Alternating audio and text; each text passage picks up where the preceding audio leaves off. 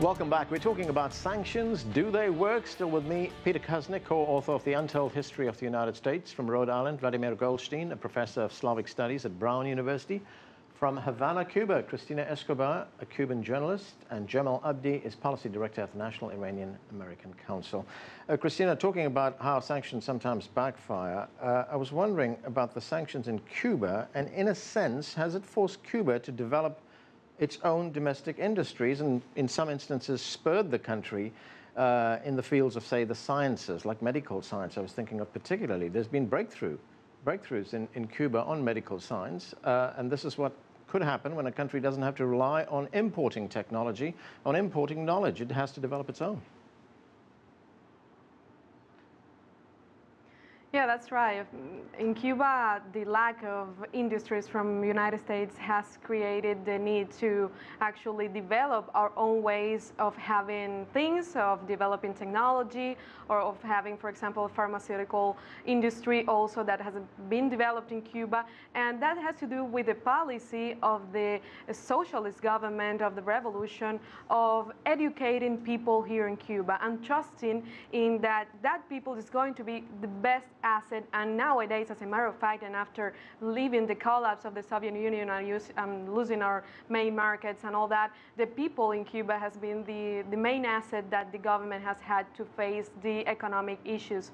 But you were talking, and that's interesting, how sometimes sanctions backfire to the country. And sometimes there's some reasons that they say publicly in the media about why sanctions are needed. And in Cuba, they've had like a whole course about that. They've been justifying constantly the reasons why these sanctions has been in place, even though in the United Nations, Cuba has taken this problem several times, and the whole world has said that it's unfair, that has to change, and the blockade is not a way of doing this kind of changing in the regime, because it's also a violation of the Cuban sovereignty.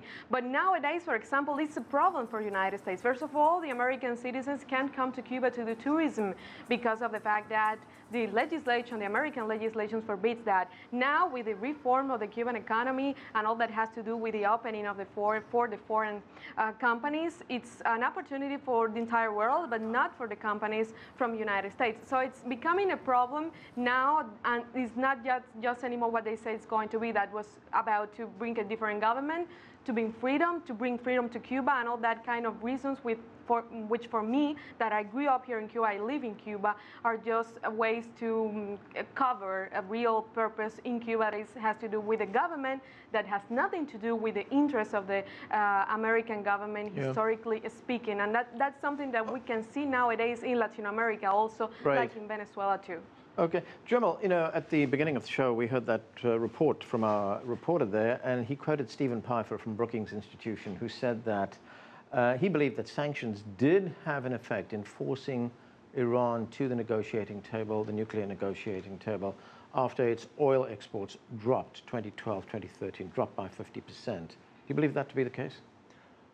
I do believe, I mean, the sanctions had a major impact inside of Iran. This is certainly true.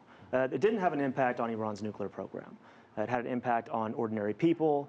It had an impact on the Iranian middle class, which really started to deteriorate under the sanctions and remove a lot of pressure on the government for internal reforms.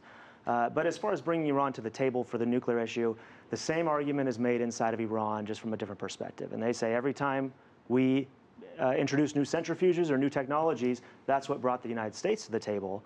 And if you look at the negotiations now, we're talking about an Iranian enrichment program that they retain. This is a deal that the United States, we could have had back in 2003, before Iran went from having a couple hundred centrifuges to having 20,000 centrifuges. So really, you know, it was a bit of a foot race on both sides to try to escalate as much as they could. But the notion that one side is capitulating and that the sanctions are what brought Iran to the table, I think is just, it's a little bit, it's clever by half. It doesn't actually add up. All right. Peter, when we look at the United States using, call it what you will, sanctions, embargoes, blockades as a foreign policy tool, is the United States consistent in that policy when it disagrees with someone around the world? No, the United States isn't consistent in that policy. We don't punish our allies. We only punish people who are opposed to us in some sense. We don't punish Saudi Arabia for their reactionary policies, for their spreading Islamic extremism around the globe. We punish people who are often very much more progressive. The interesting thing is that the rest of the world doesn't punish the United States. I mean, which is the country that has invaded most countries in the world for the past 50, 60 years? It's the United States. Which is the country that has bombed other countries? It's the United States. Which is the country that's been responsible for overthrowing other governments? It's the United States, even popular democratically elected governments. So the question is, the United States claims to have the moral authority to be the one to target other countries and to say who's the good guys and who's the bad guys, who's the free world and who's the unfree world, who are the Democrats and who are the dictatorships. But to the rest of the world, they see right through that. And I mean, I like that Samuel Huntington quote. As little as I agree with Huntington, he did get it right once when he said, the West won the world not by the superiority of its ideas or values or religion, but by the superiority of its application of organized violence. Westerners often forget that fact. Non-Westerners never do. So the way the U.S. looks from the standpoint of the rest of the world, as Vladimir was saying, in terms of the attitude in Russia, but we say it's the same thing in Cuba or Iran, even though there's good feelings toward the American people, there's a very negative feeling toward the American government. And the American government has been playing that kind of hypocritical role around the world. So the question is, who's going to sanction the United States? When we invade Iraq in 2003, do people sanction the United States? They should have. It was the worst crime against the peace in decades. When the United States is responsible for 3.8 million Vietnamese deaths in Vietnam, does the world sanction the United States? So it's really a question of power and the ability to impose that upon weaker nations.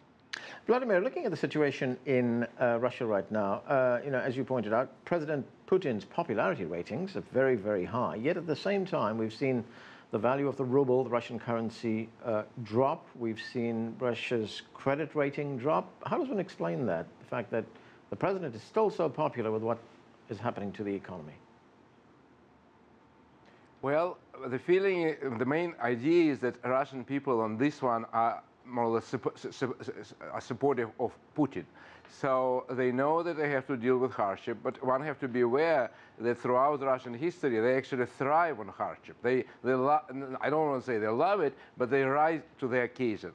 You know, Cristina mentioned the term blockade. Russians, one of the foundational myths, at least of the 20th century, is blockade of Leningrad, which Russians survived, and they pride themselves. So after surviving blockade of Leningrad and losing 1 million people in the process, they're definitely not going to be afraid of some sanctions which will take Parmesan cheese off their tables or would bring the ruble down for local consumption. It's not that essential.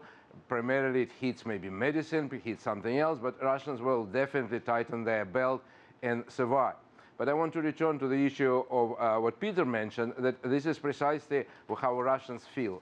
Absolutely arbitrary actions on the United States, which pushes its bases all around Russia further and further, even though there was an agreement after Gorbachev allowed Germany to unite, that bases are not going to be moved. So Russia feels that it pushed more and more.